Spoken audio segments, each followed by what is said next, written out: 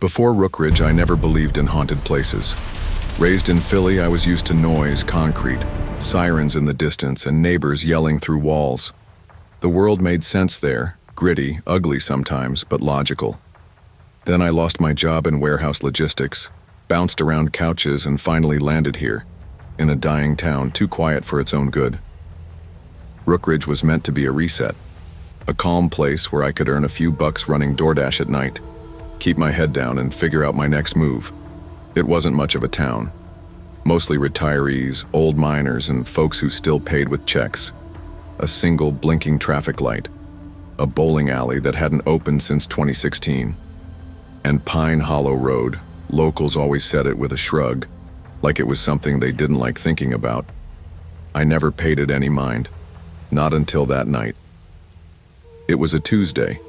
The rain had just passed, leaving a thin sheet of mist crawling over the pavement. I was about to log off when a new request popped up. Single bottle of Cabernet Sauvignon, prepaid, pickup from Maple Gas General, delivery to an address on Pine Hollow. The timestamp read 10:36 p.m.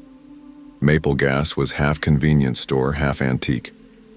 The guy behind the counter, Mark, maybe mid-40s with a permanently tired look, scanned the order and narrowed his eyes when he saw the destination. "You delivering this to Pine Hollow Road?" he asked. "Yeah. Something wrong?" He rubbed his jaw. "That place has been, well, empty. For years." I gave a polite chuckle, not thinking much of it. Maybe someone moved in. He didn't laugh back. The GPS took me 10 miles out, past the last real neighborhood, where the trees started getting closer together and the air felt heavier. Asphalt gave way to gravel, gravel turned to dirt. My headlights barely pierced the black ahead. Finally, I reached the end of the road. The mailbox was rusted, the name barely legible, Wilson. The house beyond it stood like a relic. 2 stories of sagging wood, slanted windows, and chipped gray paint that had once been white. One porch light flickered faintly above the door. I left the engine running and stepped out, wine bottle in hand. The porch creaked under my boots. I was about to knock when the door creaked open on its own. A man stood there, tall, gaunt. His face was half hidden by the shadows inside. "1 second," he muttered. "Forgot my ID." Then he turned and disappeared into the black hallway without another word. I waited. And that's when I saw the light. Behind the house, just beyond the tree line, something was moving. A warm, flickering glow like a lantern swaying gently between pine branches. It was getting closer. I called into the house, voice shaky. "Sir, you still want this wine?" No answer. Just that creaking sound again, maybe the floorboards, or maybe something else moving around in there. I stepped off the porch, suddenly aware of how loud my breathing had become. The light in the woods bobbed closer, joined by another. Then a third. 3 separate glows weaving their way toward the house. They weren't flashlights. The light was orange, irregular, alive in a way artificial light isn't. I could almost hear something now, too. Soft, shuffling steps over wet leaves, a rhythmic rustle like someone dragging something behind them. I turned back toward the porch, and that's when I noticed the footprints. In the fresh mud beside the steps, heading from the woods toward the back of the house. At least 3 different sets, not boots, bare feet, wide, flat, and deep, like someone had been running hard and fast. My stomach dropped. I dropped the wine. I ran. The gravel slipped under my feet as I reached the car, heart pounding, keys already in my hand. I yanked the door open and threw myself inside, slamming it shut just as the porch light flickered out completely. I turned the car around, tires spitting dirt, and floored it down the driveway. That's when I saw it. Just beyond the trees, to the right of the road, someone was standing there.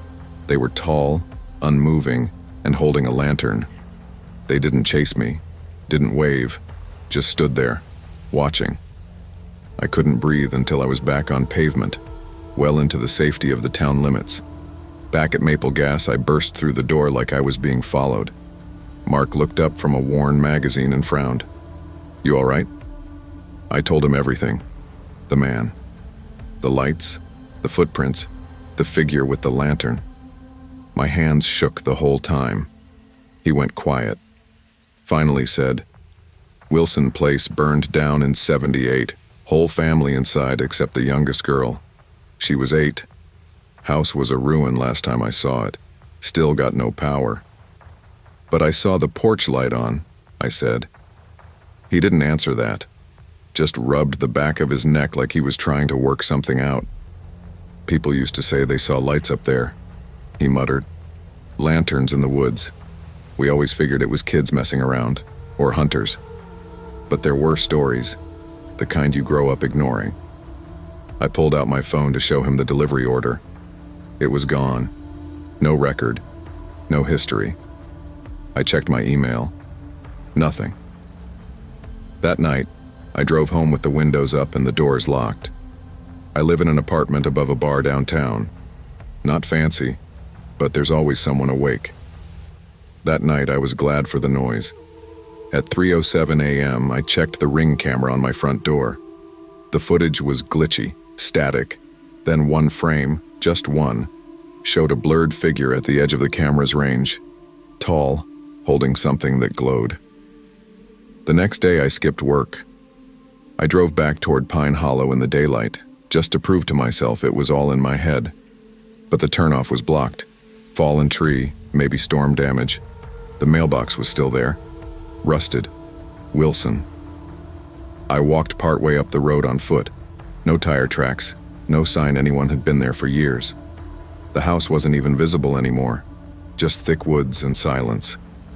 When I got back into town, I went to the records office, told them I was thinking about moving near Pine Hollow, and asked about the property. The woman behind the desk raised an eyebrow, but pulled up the file. "Wilson House," she said. "Burned in October '78. No one's lived there since. Property is technically abandoned. Taxes stopped getting paid back in 1990. I pressed further. "Any survivors?" "Just the youngest girl. Name was Emily. Moved away after. Nobody around here's heard from her since." I don't know what I expected. Closure, maybe. Proof it was all a dream. But it wasn't. That night, I got another DoorDash request. Same item, same time, different address. My building. I didn't accept it. I don't work nights anymore. Took a job stocking shelves at the grocery store. It doesn't pay as well, but I sleep better. Or I used to. Sometimes I still see lights in the trees from my bedroom window. Flickering, moving. I don't answer calls from unknown numbers.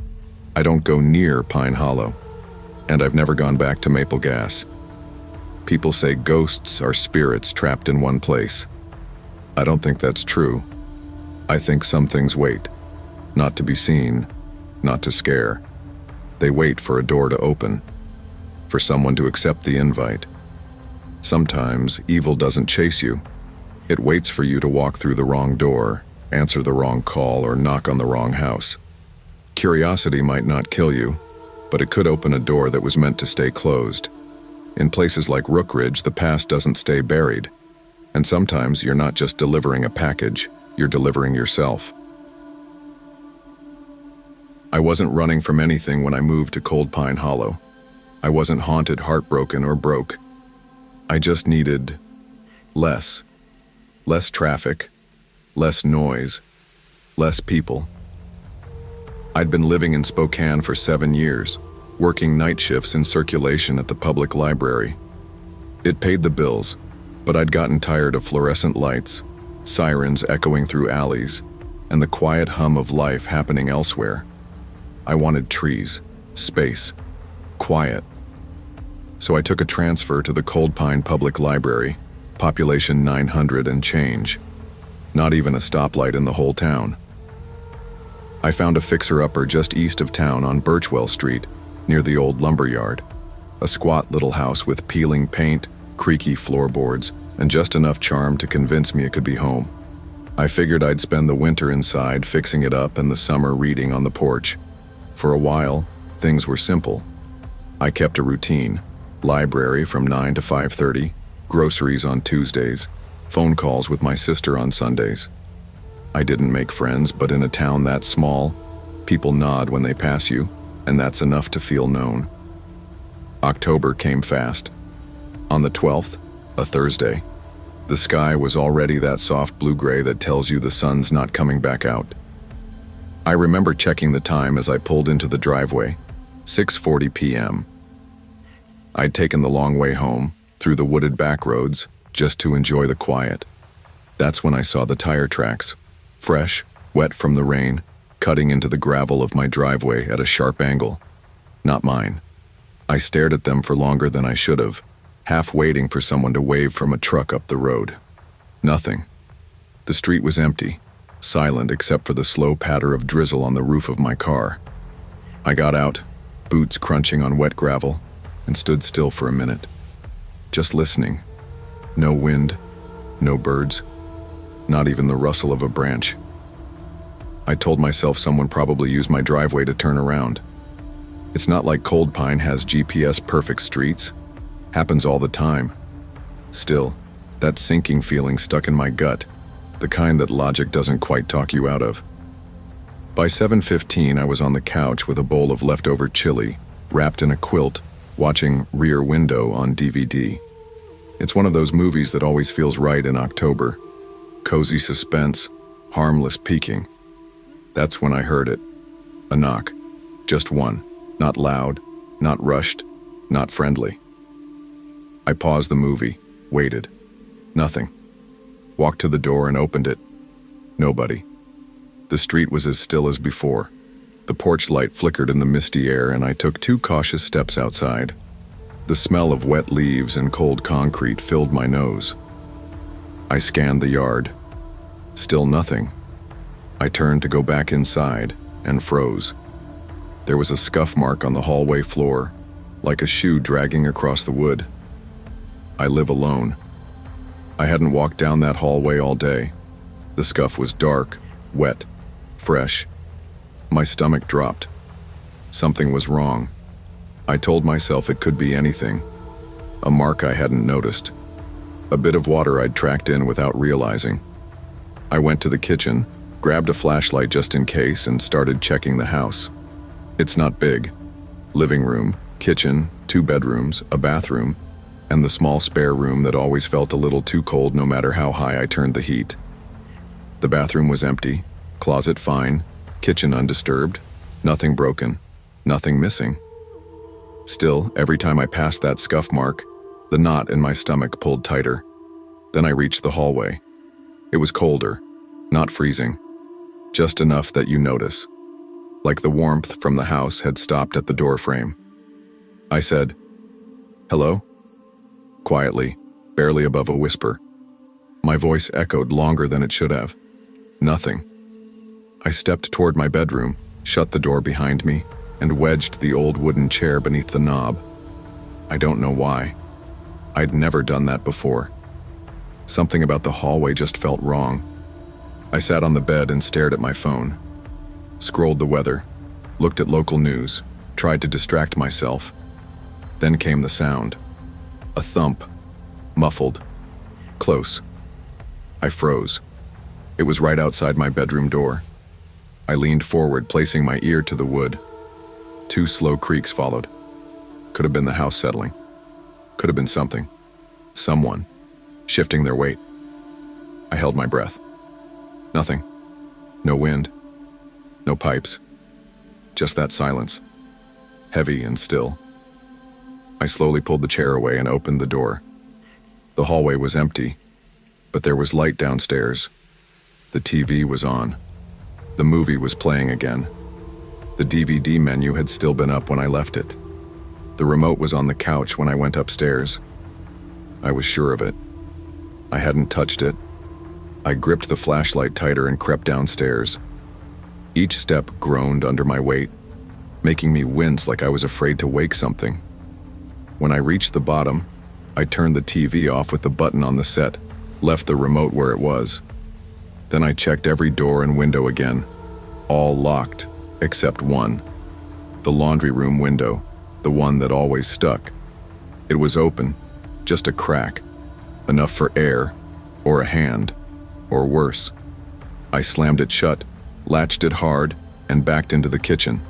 My hands were shaking now, and the flashlight trembled as I pointed it toward the back door. Locked. I checked the basement door. Still sealed. I told myself to calm down, to be rational. If someone was here, they'd have shown themselves by now. Right? Wrong. I climbed the stairs again, slower this time, not wanting to make noise. I stopped outside the spare room. I hadn't been in there for at least a week, just storage and boxes I hadn't unpacked since moving in. The door was ajar. I pushed it open with the flashlight and scanned the floor. There it was, the TV remote, lying near the closet. I hadn't brought it up. I hadn't even opened that door in days. I didn't step in. I backed away, fast and careful. Then I ran. No shoes, no coat, just the knife I grabbed from the kitchen and the instinct to get away. I ran into the street and didn't stop until I saw my neighbor's porch light come on. Mr. Brooks, an old retired mechanic, came out barefoot with a baseball bat shouting, "You okay?" I couldn't answer. I just pointed back at the house. Someone's in there. The police showed up 10 minutes later. I sat on Mr. Brooks's porch wrapped in a blanket his wife gave me. I was shaking so hard my teeth ached. 2 officers went inside while a third stayed with me. I gave my statement, or tried to. Told them about the knock, the scuff, the open window, the remote. They didn't find anyone inside. But they did find muddy footprints, from the backyard to the laundry room window. And inside the bedroom closet, they found smudged, greasy fingerprints along the inside of the door, like someone had been holding it shut from the inside. I didn't go back in. The officer said it looked like whoever broke in might have assumed I wasn't home. They could have snuck in, realized I hadn't left, and just waited. Waited for me to fall asleep. Maybe that knock was just to test if I was gone. Maybe they panicked when I didn't answer fast enough. But that didn't explain the remote. Or the spare room. I stayed with a coworker that night. Slept on her couch with every light on and the front door double locked. I didn't go back to Birchwell Street until daylight, and even then, I didn't go inside alone. A week later, I listed the house. Sold it under value just to be done with it. Signed the paperwork and never looked back. Even now, in my new place across town, I check every window. I don't watch movies late at night. I don't leave the remote anywhere it doesn't belong. I don't ignore knocks. And I don't assume I'm ever alone. Not really. Evil doesn't always wear a mask or howl at the moon. Sometimes it wears wet boots and knows how to stay quiet. Sometimes it waits for the right window. Not every threat is supernatural. Sometimes, the scariest thing isn't what goes bump in the night. It's the thing that never makes a sound. Evil doesn't need to break your door down. Sometimes it slips in through the window and waits. Some towns are loud even in their silence. Willow Creek, Minnesota wasn't. It was the kind of town that whispered behind curtains, where secrets were passed like church bulletins and never written down. I grew up there, born and raised, one of those kids with a paper route at 12 and a rusted-out Ford by 17. Everybody knew everybody, which meant nobody ever really got away with anything. Or so I used to believe. It was the winter of '89, and I was a senior at Willow Creek High. Back then, my world was small. Hockey practice, homework I mostly copied off Andy, and long nights on the frozen lake behind my house. Our coach, Mr. Collins, taught junior history during the day and barked from the bench in the evenings. He was the kind of guy everybody liked, called us kiddo, like it meant something. He wore the same faded red parka every day from Thanksgiving to Easter, and he always smelled like burnt coffee and spearmint gum. March 7th started like any other, cold, gray, and slushy. I remember because that was the day the North Stars traded Mike Gartner to the Rangers, and the locker room was buzzing about it. Andy told me between pulling on skates that Sherry, my girlfriend since sophomore year, had told her best friend she was breaking up with me. Said I was too serious, too quiet. Maybe she was right. I finished practice with a pit in my stomach and a numbness that had nothing to do with the cold. Told Coach I was catching a ride with my brother, even though he graduated 2 years before and lived in Duluth. I just needed to walk, to think, to be alone in the way only the woods around Willow Creek allowed. I headed out through the back trail near Madeline Point, a wooded ridge overlooking the lake.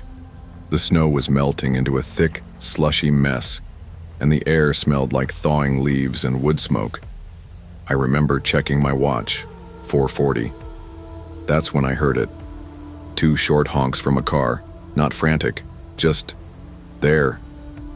I followed the sound out of instinct more than curiosity. When I crested a small rise in the woods, I saw the red pickup, Coach's truck, parked off the trail like it didn't want to be seen. The windows were fogged, engine off. I stopped and crouched behind a tree, unsure why I felt the sudden urge to hide. A few seconds passed before the passenger door opened. A girl stumbled out. It was Maria Lang. Maria was a sophomore. She ran track and was always scribbling in some spiral notebook between classes. Bright, kind, and invisible to most of the upperclassmen, except for the ones like me who still remembered what it was like to sit quietly at the edge of a cafeteria table. She looked wrong.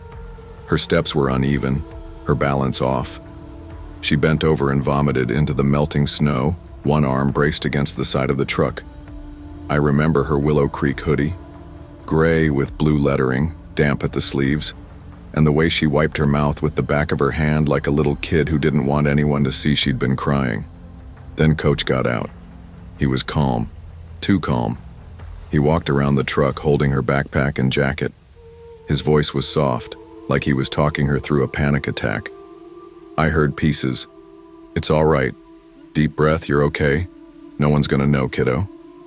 She didn't say a word, just took her bag and coat like it was routine, like she'd done it before. I didn't move, didn't breathe. I stayed there long after they drove off, the tire tracks cutting through the snow like an accusation. I kept asking myself if I'd just seen what I thought I'd seen, and worse, why it felt like I already knew the answer. By the time I got home, my fingers were numb and my socks soaked through. I barely ate dinner. When Mom asked if something happened at practice, I said no. When she kissed my forehead and said, "You're so quiet lately," I said I was just tired. But I didn't sleep that night. I kept quiet for a week. At school, everything looked normal. Maria showed up on time, turned in her homework, even won her round at the debate meet on Thursday. The halls buzzed with spring break plans and ACT prep. Nobody mentioned Coach Collins's red pickup. Nobody else seemed to notice how Maria's hands shook when she tied her shoes before gym. I convinced myself I'd misunderstood. Maybe she drank too much. Maybe he was just helping. Maybe I wanted to believe that, because the alternative was worse. But the guilt festered. It wasn't just what I saw. It was the way no one saw it but me, and how easy it was for everyone else to ignore something they hadn't been forced to witness. I couldn't carry it anymore. That Sunday night, I told my mom. I said everything. About the walk, the woods, Maria, the truck. Her face changed halfway through. She didn't interrupt. Just sat there with her cup of tea going cold. "I'll talk to her parents," she said finally. No emotion, just a tired promise. 2 days later, Maria stopped coming to school. The morning announcements didn't mention her name. No note from the office, just absence. Coach still showed up, still whistled through practice, still called us kiddo with that same half smile. No one said a word. 3 weeks later, she died. It was a single-car accident off Route 12. Sheriff said she likely swerved to avoid black ice. Hit a tree head-on. She was gone before paramedics got there. Her funeral packed the church, closed casket. Her father broke down twice during the service, and the choir sang "Abide with Me," like that was going to make it better. Nobody talked about what happened in the woods. Nobody brought up what I saw. It was like Maria had been erased and replaced with the memory the town preferred. Coach didn't come. He took a leave of absence. Stress, they said.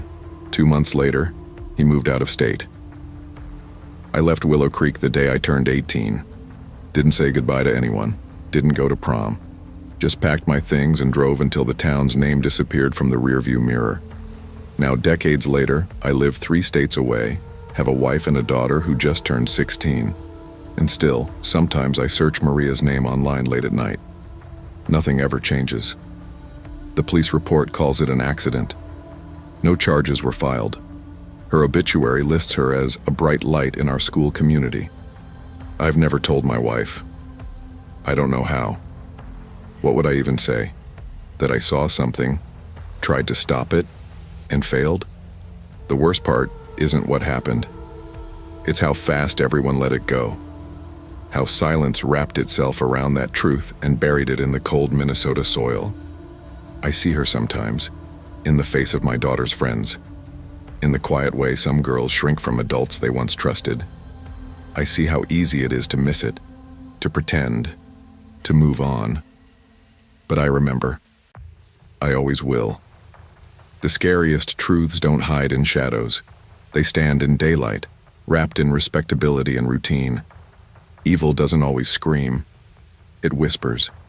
And when we choose silence over discomfort, we become part of the lie. Because knowing the truth means nothing if you don't speak it.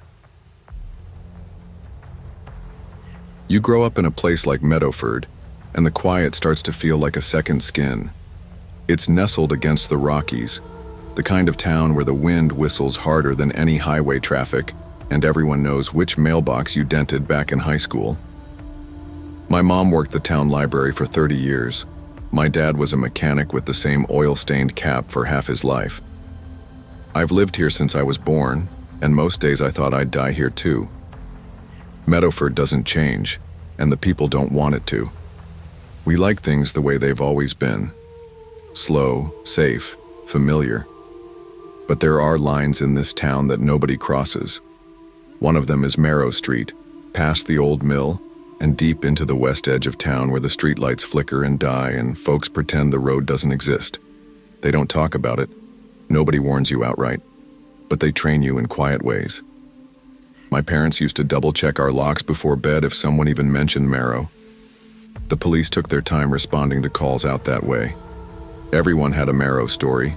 Strange lights, odd smells, missing pets. But no one ever finished their sentence when you asked for details. Just a grim look and a change of subject. I never had a reason to go there. Not until that winter night. I was working 2 jobs after college didn't pan out.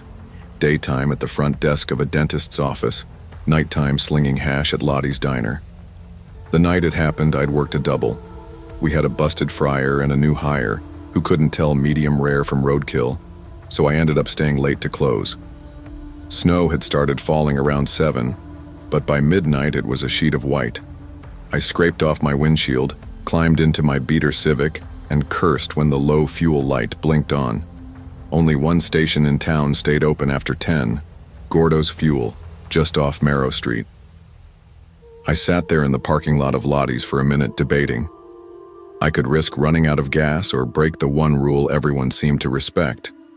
Eventually, fatigue and frostbite made the decision for me. The drive was short but tense. Each street I passed felt like crossing some invisible barrier. The snow seemed thicker on this side of town. The street signs were bent or broken, the houses sunken behind chain-link fences and heavy drapes.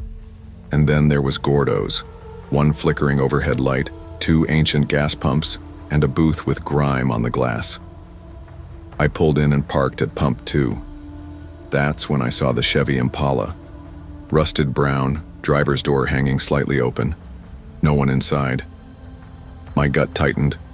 Still, I stepped out, swiped my card, and started to fuel up. It was dead quiet. Even the snow felt muffled. I remember thinking how strange it was that the booth was lit but empty, that the TV inside showed only static. And then I wasn't alone. The man stood by the Impala like he'd been there all along. I didn't hear footsteps or see movement. Just one blink, and suddenly, there he was. Gray hoodie, hood pulled over his head. Couldn't see his face, just the vague outline of a jaw and shadowed eyes. "You got a couple bucks for gas?" he asked. I gripped the pump tighter. "Sorry," I said, trying to keep it even. "I only have my card." "You work at Lottie's, right?" he asked, taking a step closer. "Window sometimes. You always get a cherry soda." "Saw you there." You sit near the eye froze. I hadn't worn my name tag. I wasn't in my uniform. And Lottie's hadn't stocked cherry soda in months. I'd brought one from home. Once. That detail didn't make sense. He kept walking toward me, slow and casual. I backed up, pump still in hand. "You were there Tuesday," he continued. "Tired. And last Thursday, your hair was down. You looked, my skin went cold. My mouth went dry. That's when I saw the second figure, crouched behind the trash bin near the booth, watching us, still as a statue." My instincts screamed. I dropped the nozzle and jumped back into my car, locking the doors. The man in the hoodie didn't flinch. He just smiled and tapped the hood of my car. Once, twice, then turned and disappeared behind the gas station, swallowed by the dark. I peeled out of the lot, tires sliding on ice. I didn't stop until I was back home, lights on, doors bolted. I sat in the kitchen for hours, unable to breathe right. Every creak of the house made my stomach twist. The next morning, I told my boss I needed the weekend off. Said I was sick. That wasn't a lie. Something had watched me for weeks, maybe longer, and I had no idea what it wanted. Sleep was near impossible for days. I kept checking the windows, jumping at every car that passed. I even drove to Gordo's in the daytime to make sure it was still there, half expecting to find it gone. But there it was, quiet, crumbling, forgotten. When I told Lottie what happened, she went pale. I'd have called a tow before I stopped there at night. "Gordo's been bad news for years," she said. I asked her if she recognized the man from my description. She didn't. But she did say something strange. "We haven't had cherry soda in stock since October." I blinked. "You sure?" "Zara," she said, "you brought one from home that one night. Sat near the window, alone." She remembered, which meant he really had been watching me. From where? I went to the police station next. Officer Triggs, one of the few decent ones in town, took my statement. "Yeah, we've had a couple complaints about that area," he said, scratching his head. "Trespassers, squatters, a few break-ins, but never anything like this." Mostly when I asked about the Impala, he said it matched a vehicle reported stolen last month. Then he said something that chilled me more than the snow ever had. "Zara, we don't patrol Marrow Street after 10 p.m. unless it's life or death. You did the right thing leaving." I nodded, but inside I didn't feel like I had escaped anything. I felt like I'd been marked. That night, I found a folded paper under my windshield wiper. It had one line written in neat block letters: "We always see the ones who don't see us." I moved in with my cousin on the east side of town the following week. Her place had a gate, security lights, and a roommate who worked night shifts, someone always home. But it didn't help. The calls started next. Ring once. Hang up. No number. No message. Always between 2 and 2:20 a.m. One night I stayed up. Watched my phone. At 2:12 it rang once. I answered immediately. Silence. No static. No voice. Just a faint humming sound, like an old engine idling in the dark. I slammed the phone down. When I checked the caller ID history, it said the number had originated from inside Meadowford. Worse, from my old neighborhood. That weekend I left town. Packed a bag, told no one, drove 6 hours to stay with an old college friend in Montana. 3 days later, I got a call from Lottie. "You sitting down?" she asked. Gordo's fuel had burned down. Whole place went up in flames around 3 a.m. No obvious cause, but during the investigation, 2 burned bodies were discovered near the back shed. One was a man, one was a woman, unidentified. No wallets, no ID. The only surviving detail, an empty cherry soda can found inside the booth. I never went back to Meadowford.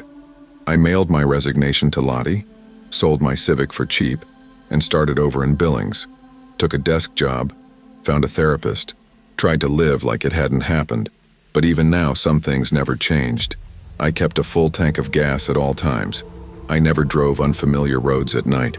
And I never answered calls after 2 a.m. I don't know what was waiting on Marrow Street. I don't know if it was just people or something worse. All I know is that once you look too closely at the dark in a place like Meadowford, the dark starts looking back. And it never forgets your face. Never ignore instinct. When something feels wrong, it usually is. There are places in this world where danger doesn't wear a mask. It waits patiently, learns your habits, and strikes when you're too tired to fight back. Not every threat is loud. Some tap quietly on your hood and smile. This happened in 1985 in a dusty little town called Red Rock Hollow, Kentucky. Population? Around 600 on a good day. Blink and you'll miss it on the state map. But I lived there, grew up in it. And one September, everything we knew about each other started to unravel, one letter at a time. I was 15 that year, a skinny kid with too much hair and too little patience, counting the days until I could leave Red Rock Hollow behind.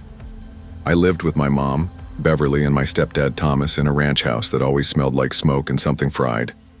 Mom ran the town's post office, small place, 3 windows, 1 sorting room, and I helped her out on weekends for pocket money.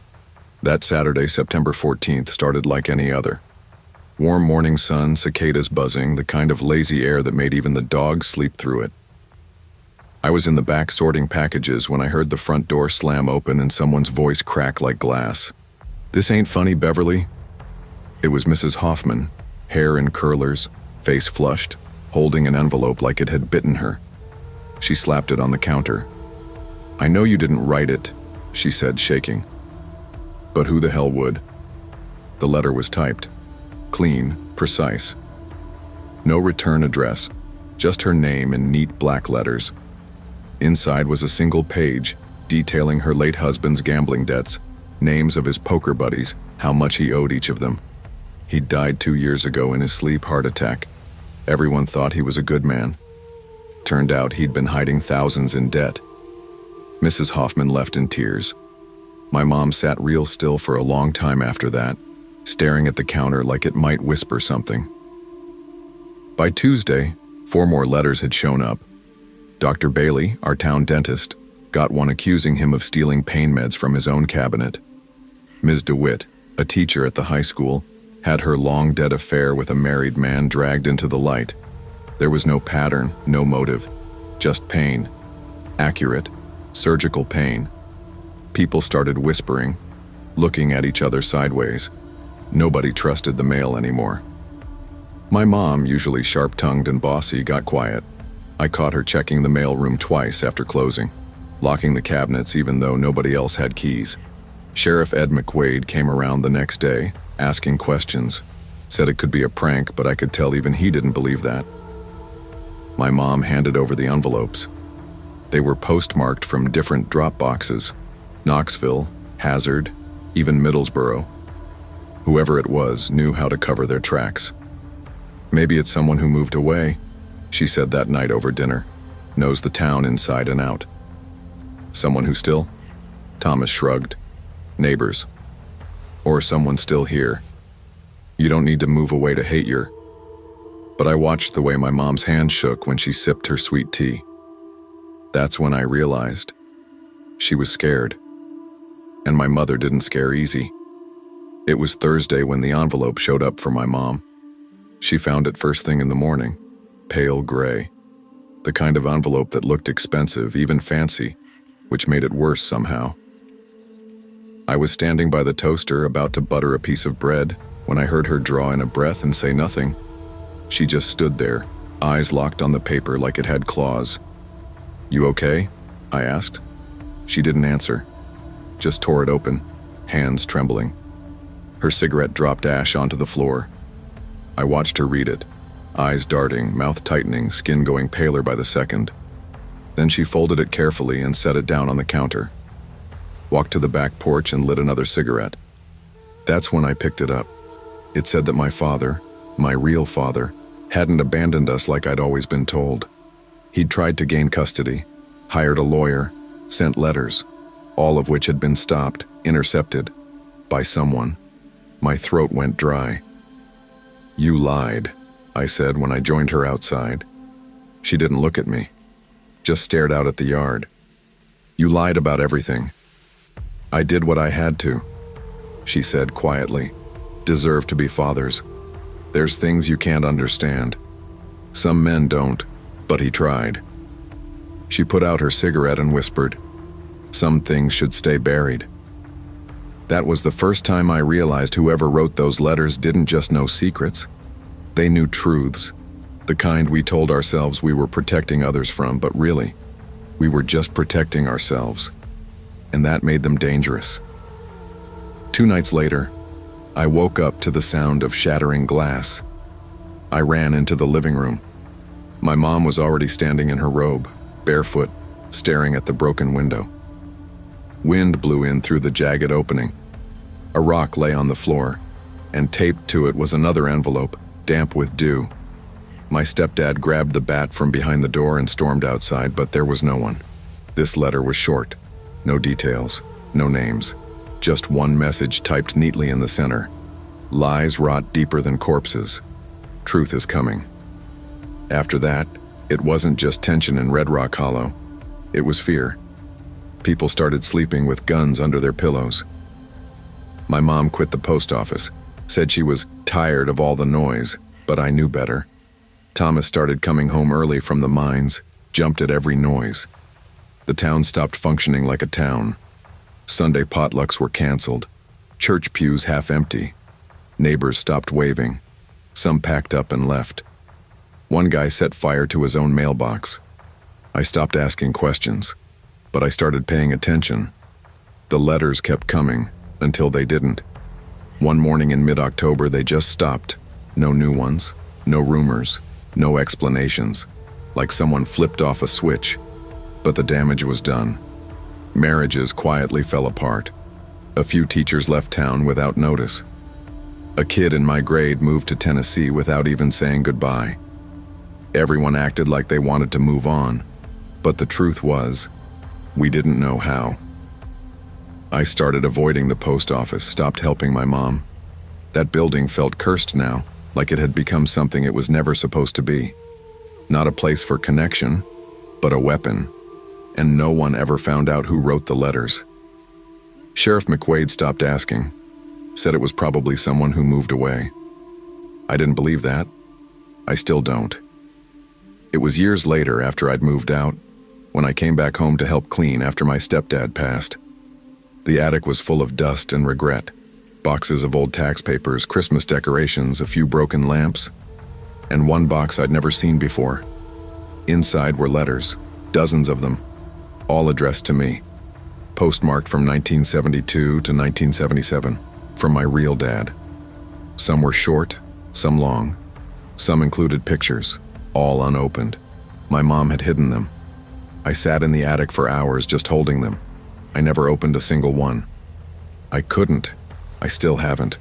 There's something about knowing what's inside that's worse than not knowing. Like maybe keeping the truth folded tight is the only way to live with it. But every now and then, I think about the person who wrote those letters in 1985. The one who peeled back the town's skin and showed us what was festering underneath. They didn't do it for revenge. They did it for exposure. And maybe that's worse. Truth doesn't destroy people. The lies we build around it do.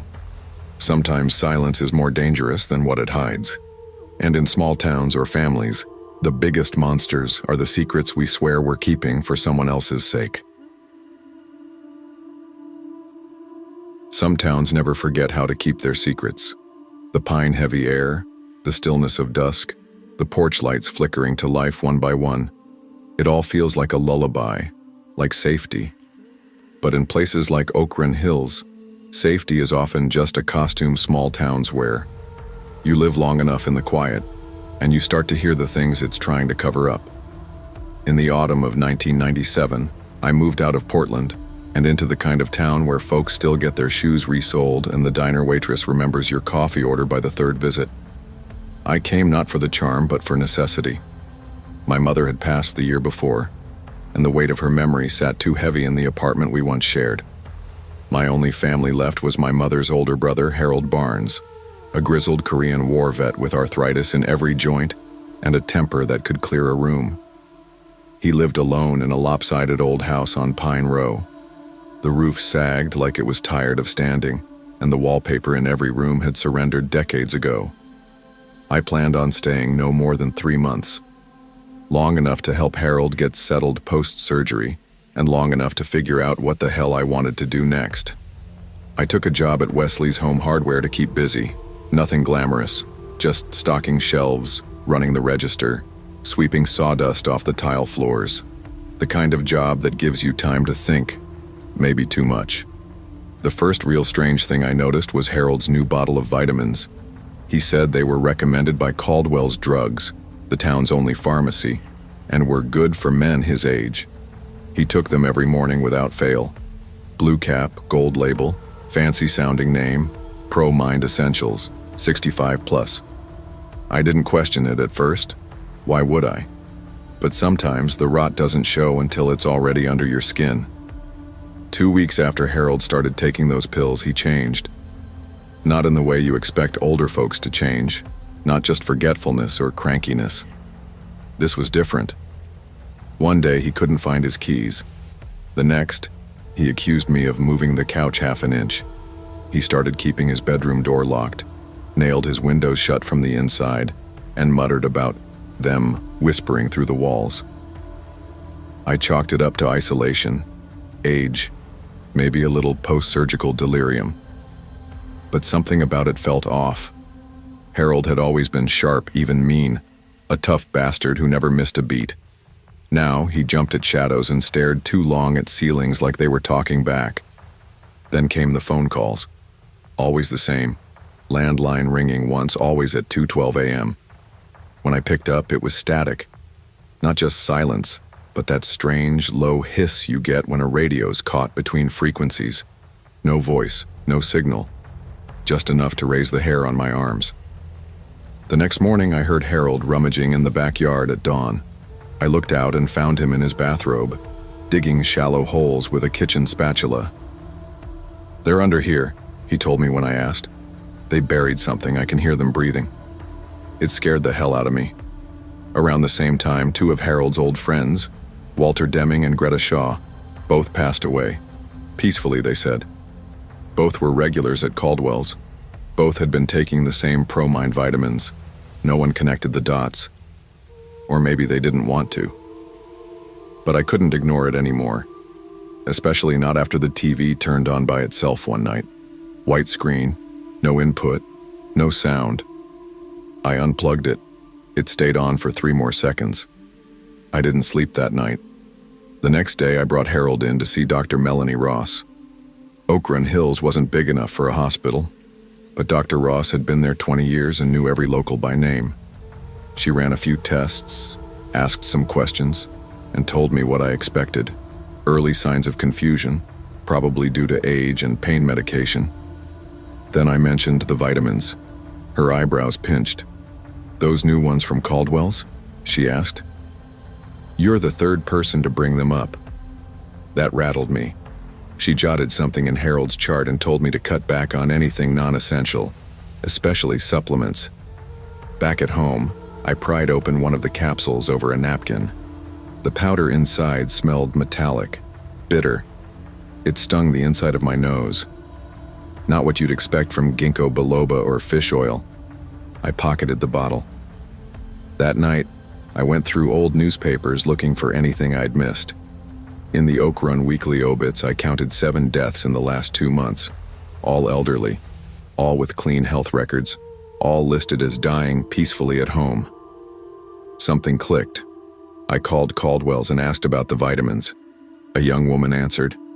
I told her I was calling for details about the manufacturer. She paused too long. "They're private label," she said. "We only carry them here. Mr. Caldwell handles that stuff." I asked to speak with him. She hung up. I drove out to the county coroner's office, 30 miles away in Red Pine. Said I was doing research for a family history project. It was a stretch, but I was desperate.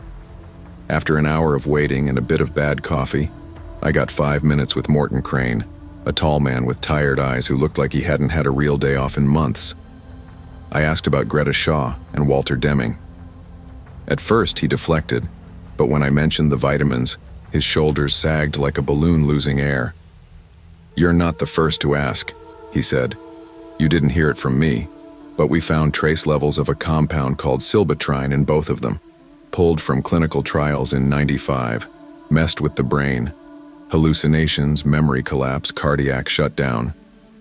Then how the hell? Shouldn't be in circulation. Someone's making it, or found an old stockpile." He slid me a printed sheet. Toxicology results. The word silbatrine was underlined. This stuff isn't supposed to exist. I didn't go home right away. I sat in the parking lot with the windows down and the papers in my lap, trying to wrap my head around it. If Mr. Caldwell was behind this, if he was selling these pills and pushing them on seniors, how many people had already died? How many were next? I made an anonymous call to the sheriff's office, told them everything, sent the documents, mentioned the pharmacy's billing department and the possible forged signatures I found in Harold's insurance files. Within 24 hours, Mr. Lenford Caldwell was in custody. Turns out he'd been targeting elderly customers without family close by, encouraging them to sign over power of attorney for medical emergencies. He'd slipped silbatrine into those blue capsules and filed life insurance claims when they passed, all with forged documents and fake signatures. The deaths had looked clean. The pills were never tested. Until now. Harold never went back to normal. He stopped the vitamins, yes, and the worst of the hallucinations faded, but something inside him stayed brittle, like something had cracked and didn't know how to heal.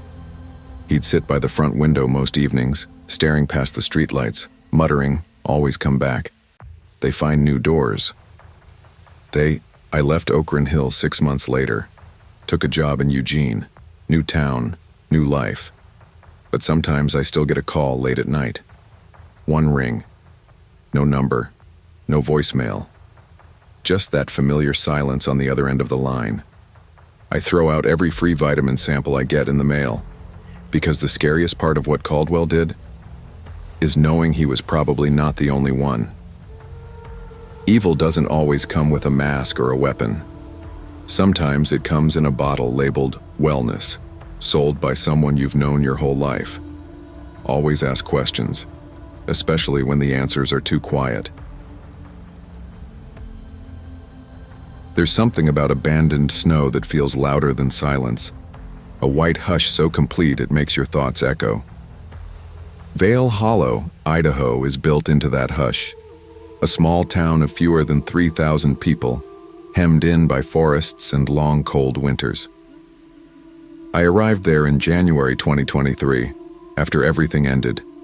My job, a relationship, and the life I thought I had figured out.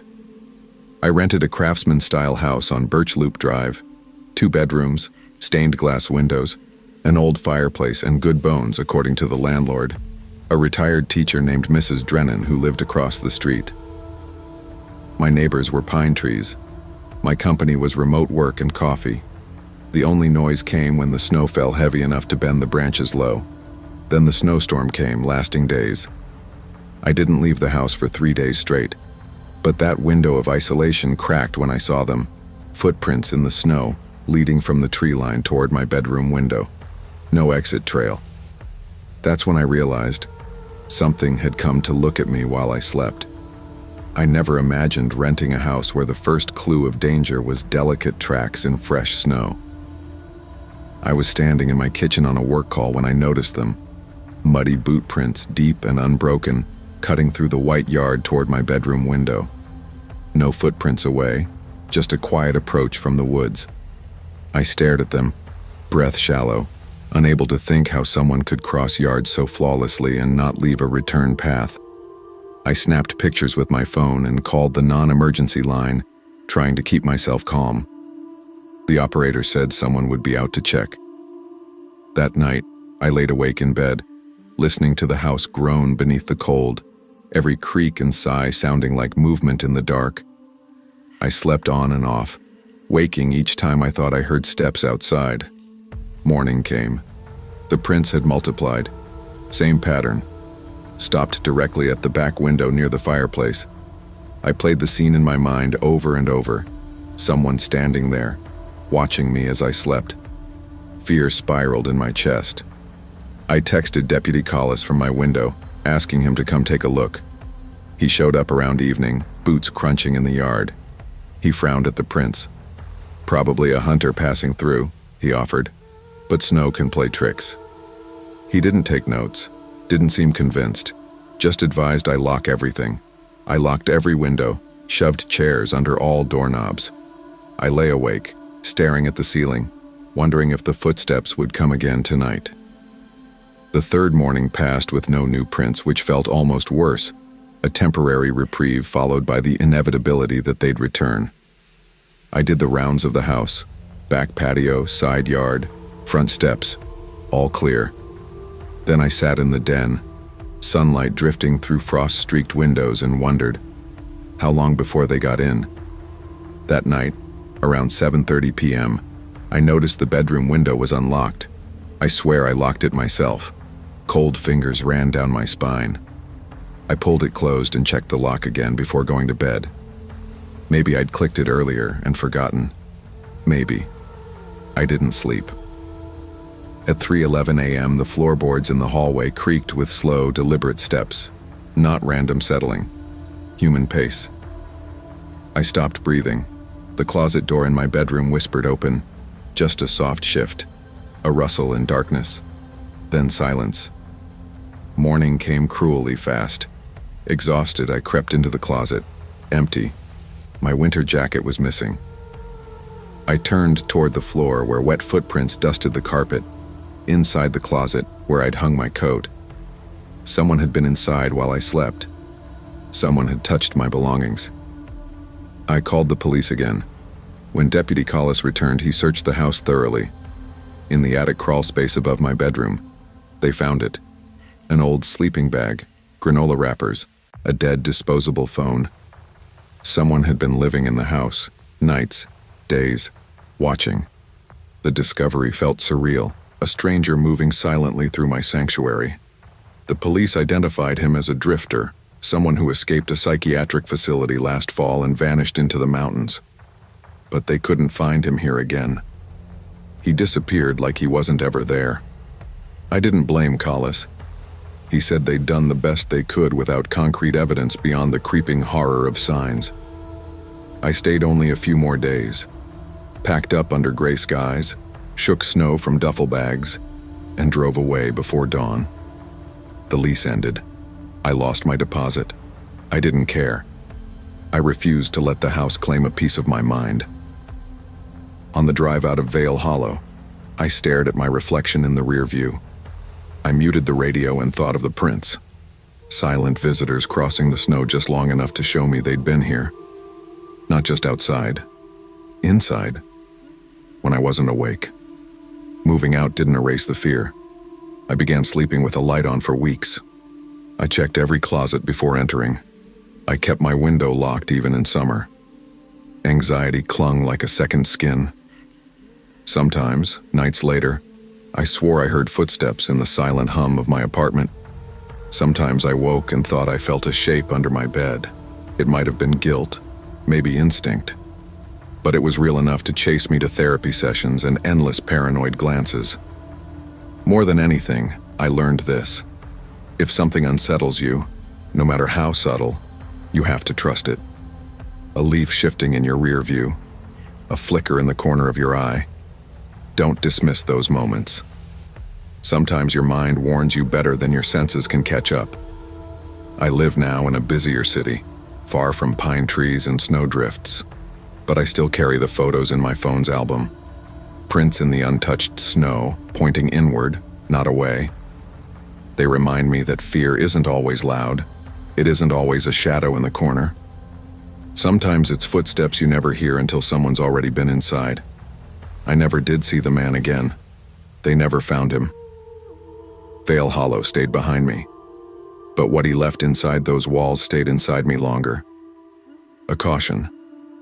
Even walls you thought would keep you safe won't stop someone who's silent. Someone who doesn't move when you see them, but when you sleep. Listen to the quiet of your gut. Fear isn't always fear.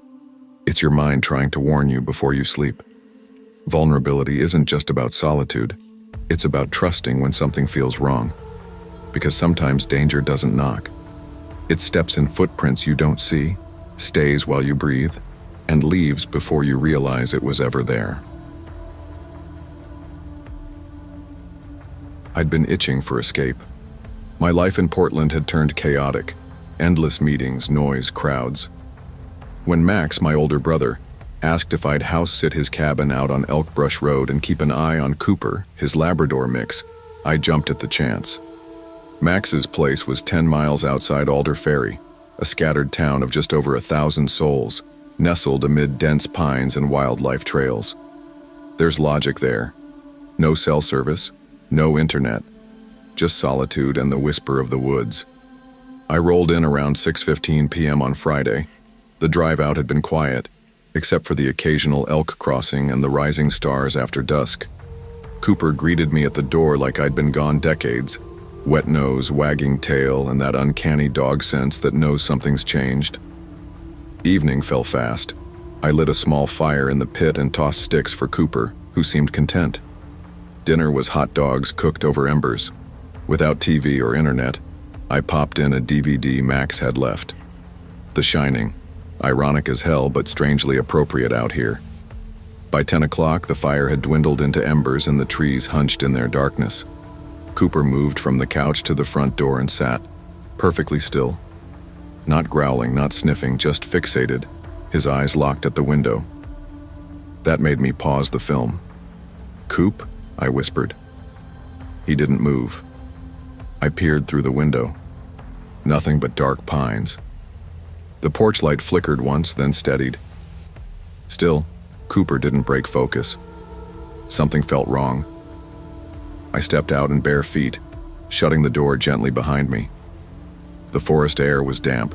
The pine needles hissed underfoot. Still nothing. I closed the door and locked it again, thinking a raccoon or deer must be near. But Cooper never moved.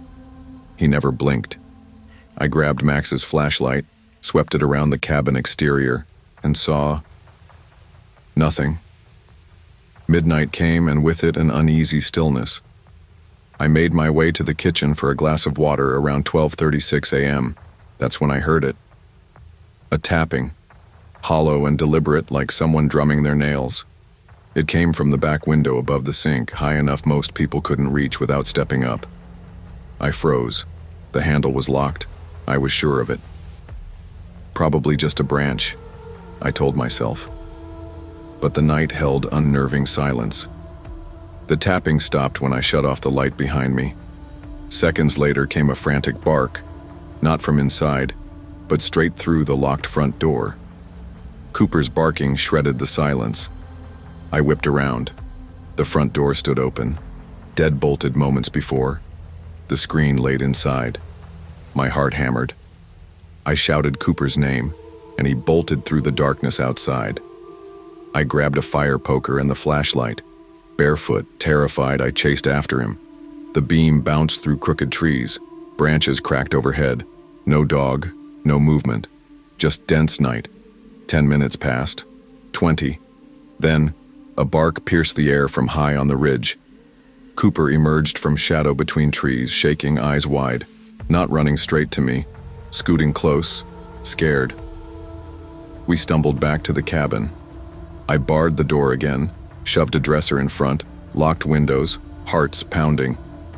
Cooper paced. I sat in the doorway holding his leash, watching the forest warp beyond the porch light. I didn't sleep. He didn't sleep either. The cabin echoed with silence. First light seeped into the interior around 5 a.m.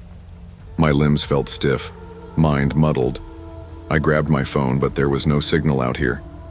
I packed a duffel, locked the cabin as best I could, and drove back to Alder Ferry in a daze. I visited the ranger station near the Tall Pine Preserve entrance. I told him what happened. Cooper's behavior, the tapping, the open door. He frowned. "Cabin 12's been broken into twice this year," he said slowly. "Both times nothing stolen. Doors left open. One camper reported feeling like someone inside the house when he returned later." My stomach nodded. He added, "The frame. Back window? Some folks noticed scratches, long, fine marks like fingernails." On the ranger's voice dropped. "Take. Just stories. No one lives out there year-round. There's nothing for thieves to." I felt exposed. The scratches, the tapping, the open door. It made my skin crawl. Max didn't reply at first when I texted him. Then he said he'd come get Cooper soon. He later told me he didn't care about the trip. He was done staying out there overnight. A few weeks later, Max sold cabin 12. The realtor said the sale was quick, a local buyer paying cash. I know why. Nobody wants empty cabins near Tall Pine once they get the idea someone's watching. My dreams still flicker with that tapping at high windows. I hear it when I'm drifting off. Tap, tap. Then Cooper's frantic bark chasing shadows outside. I wake mid-scream, sweating. Sometimes I drive out Elk Brush Road during the day just to see it. The cabin sits dark, boarded windows, curtains drawn. Nature is creeping back in. Ivy climbs siding, pine needles blanket the porch. A quiet goodbye. I still miss the quiet sometimes, but I can't go back. Not really. That weekend taught me that silence isn't always safe, that sometimes doors open on their own, that things in the woods don't need to take what's yours, they just need to show they can. I've since moved into a small house near town, with cell service and streetlights. Cooper loves it. He still flinches when doors tap, even softly. I don't blame him. I learned something fundamental in that cabin. Isolation offers access, and fear doesn't need to show itself. Sometimes, it just taps. In the quietest places, the most unsettling dangers can lurk. Evil doesn't always steal or shout. Sometimes it taps softly at the window, opens the unlocked door, and watches you run. And often, the bravest act is to leave, even when everything seems calm. Tucked up in Wyoming County, West Virginia, the town isn't big enough to have its own Walmart, but it's got enough broken mailboxes and peeling porch swings to let you know it's been around a while. People wave at strangers, gossip at gas pumps, and lock their doors by 8 even if they won't admit why. The shadows here move different. They stick. I came to Sycamore Ridge in early 2022, right after the ink dried on my divorce papers. I didn't need friends. I didn't want explanations. I just wanted to disappear into somewhere nobody asked questions. I rented a one-bedroom house just past Elkhorn Road. Place smelled like mildew and regret. Perfect. To pay the bills, I took up driving for Uber at night. Wasn't much traffic out here, just bar closers, truckers, and the occasional college kid too high to drive home. Most rides were quiet. Some tried to chat. Some just stared out the window like I wasn't even there. But that night, the one I'm going to tell you about, it was different. Because sometimes a ride doesn't take you somewhere. Sometimes it brings something to you. It had been raining steady since dusk. Not a storm, just one of those long, soaking mountain rains that feel like they're washing the skin off everything. By midnight, business was dead. I was parked in the Walmart lot with the wipers squeaking, nursing a gas station coffee and listening to Alan Jackson on low volume. It was either that or silence, and I'd had too much of that already. At 1:47 a.m., a ping came through. Pickup, Mason Hollow Road. Now, Mason Hollow was one of those roads folks didn't go down unless they lived there. A winding, narrow stretch past cattle farms and thick woods. No streetlights, no shoulder, just gravel, trees, and the occasional no trespassing sign shot full of holes. I hesitated. Bad signal out that way. The kind of place GPS starts guessing and then gives up. But 20 minutes of no rides had me desperate, so I swiped accept and started driving. The rain thickened as I turned onto Mason Hollow. Fog hugged the hills like smoke. My phone buffered halfway down the road, map freezing, signal bars dancing. By the time I pulled into the pin location, I wasn't sure where I was anymore. The clearing was empty. No porch lights, no mailbox, just woods pressing in on all sides. I kept the hazards on and waited. That's when I heard the tap. It came from the rear passenger window. Soft. Too soft for someone trying to get out of the rain. I jumped, heart in my throat. Before I could even lean over, the door opened. A man slid into the back seat. He was soaked to the bone, wearing an old army green coat that hung off him like it belonged to someone bigger. No hat, no bag, no phone. He sat in the middle seat, dead center, hands in his lap. "You Travis?" I asked. The man didn't answer, just muttered, "Drive east till I say stop." His voice was rough, but calm, a little hoarse, like it hadn't been used in days. I glanced at the app. The fare isn't confirmed. It won't start without a destination." He leaned forward slightly. "Cancel the ride." I turned in my seat, uneasy. "You sure?" "Please," he said, quieter this time. "Just cancel it." I did, and just like that, it was no longer a ride. Just a man and a driver heading east into a part of the county that barely showed up on maps. We drove in silence. He didn't ask for the heater, didn't complain about the wet clothes, just sat stiff, centered like a statue, eyes forward but not quite focused. I stole glances at the rear view. Every time he was exactly the same, head up, hands still, like he was bracing for something. I tried small talk. "Bad night to be walking," I offered. Nothing. "You live out this way?" Still silence. I cleared my throat. "Turn." "I'm just gonna keep following Sycamore Road unless you tell me where to," he spoke then. "You'll know when." That didn't help. Rain lashed the windshield. My tires hissed against wet pavement. The fog was thicker now, turning the world outside the car into a gray smear. I felt like I was driving through a dream or maybe a memory. Either way, it didn't feel real. Then I noticed something. He wasn't tracking the drive. Most passengers watch the road or their phones, but he was looking at nothing, like he already knew the way. "Been a long time," he whispered. "What has?" I asked, more out of instinct than curiosity. He didn't answer. We passed an old wooden sign. Sycamore Fields. Faded white paint barely visible. He leaned forward. "Here."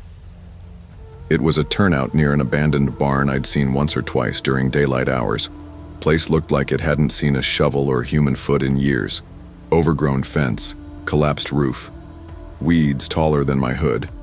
I pulled over. The man didn't move right away.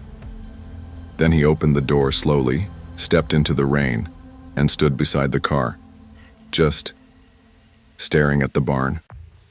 "You be careful," he said without turning. "Not everything that leaves here stays gone." And then he walked off into the trees behind the barn. I watched until I couldn't see him anymore. I drove back slower than I'd ever driven before. I checked the back seat at every stoplight, my mirror every 10 seconds. I kept thinking I'd see him again, sitting right where he was, quiet and soaked, asking me to drive just a little farther. The next few nights, I avoided Mason Hollow, didn't pick up any more late-night rides. I told myself it was the weather, the roads, but it was him. 3 days later, I stopped at the corner cafe for coffee and overheard 2 deputies talking. A local boy, Travis Keene, had gone missing from Mason Hollow, 17, last seen Thursday night around 2 a.m. My heart froze. That was the night I picked up that passenger, and that was the name on the Uber request, Travis Keene. But the man I picked up wasn't a teenager. He was 30, maybe 40, same name, different face. I showed the deputies the app screenshot, the canceled ride. They took it seriously, asked questions, took down my statement, then nothing. No follow-up, no return call, and no sign of Travis. A month later, I drove back to that barn in daylight. I don't know why. Maybe I thought I'd find a clue. Maybe I just wanted to prove it was real. The road looked different in sunlight, smaller, less threatening. But the barn was worse. Up close, the wood was black with rot. Graffiti covered one wall. Old beer cans littered the ground. But there was something else. On the door, scratched into the wood deep and messy, were 4 words. Don't bring him back. I got in my car and left, drove until I reached the state line. I moved out of Sycamore Ridge a few weeks after that, found work out west, took a job that didn't require strangers in my back seat. But the story doesn't end there. Every so often I'll check the rideshare forums. Weird stuff gets shared sometimes. Glitches, passengers who vanish mid-ride, drivers who swear they picked up people who weren't alive. Last year someone posted about a pickup in West Virginia. Guy in a green coat, middle seat, no destination, just said, drive east. That post got deleted within hours. And me? I still see that barn sometimes in my dreams. Still hear the wipers. Still feel the cold of him sitting behind me, even when no one's there. Not every road takes you where you think you're going. Some bring you back to what you tried to leave behind. And when you carry strangers in your life, ask yourself, who's really taking the ride? I didn't grow up around silence. My childhood was full of the city. Sirens in the distance, someone yelling down the block, the hum of traffic at all hours. So when I moved to Dentonvale, Mississippi, I thought the quiet would be a comfort. I was wrong. I came to that town alone in late 2021, a year after my twin brother died. We'd always been inseparable. When he passed, everything else unraveled. Job, friends, any sense of purpose. A college friend, Cam, offered to let me rent her late grandmother's house for cheap. She said, "It's not fancy, but it's quiet. Might help." It was quiet. 1 story, tucked back on Finch Hollow Road, at the edge of a wooded ridge. Wood paneling inside. Worn carpet. The porch light flickered no matter how many bulbs I changed. The basement door was jammed shut. And sometimes the walls made that old house sound like it was breathing. I started working nights as a transcriptionist. I liked the stillness, the distraction. Most nights I stayed up until 3 or 4 a.m., working with only a lamp and the low hum of the fridge. It gave me control over something, anything. Then one night around 2:46 a.m., the silence changed. I was finishing a long file when I heard it, just a soft creak behind me in the hallway. Nothing dramatic, just enough to freeze the air. I turned fast, empty. I told myself the house was old. They settle, right? Drafts, maybe. I went to bed thinking about insulation and creaky floors, but it didn't stop. The next night I was brushing my teeth when I heard a thud behind the bathroom mirror.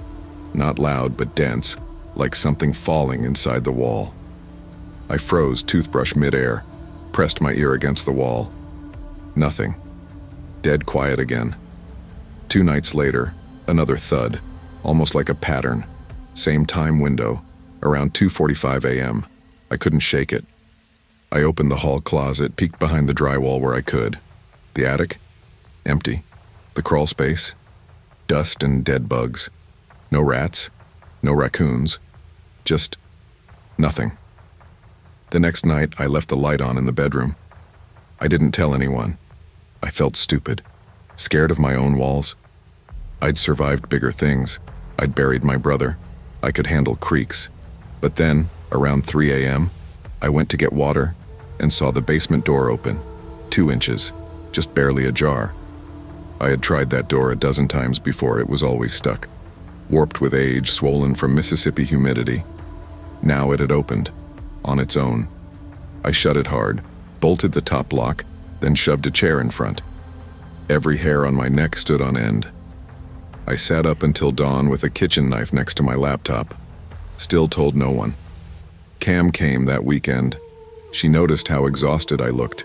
When I finally told her what was happening, half laughing, half serious, she went pale.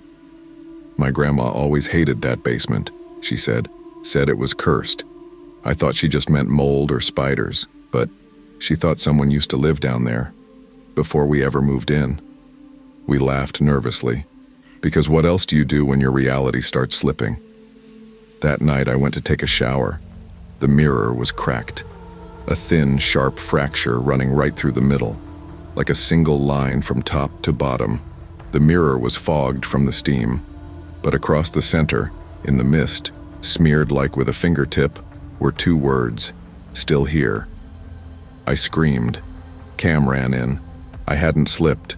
I hadn't imagined it. She saw the words too. She grabbed her phone and called the police. When they arrived, they searched the house top to bottom, checked the locks, the windows, even the attic again. Then they went down into the basement. Under the stairs, they found a trapdoor, hidden beneath a moldy floorboard. What it led to, I still wish I never saw.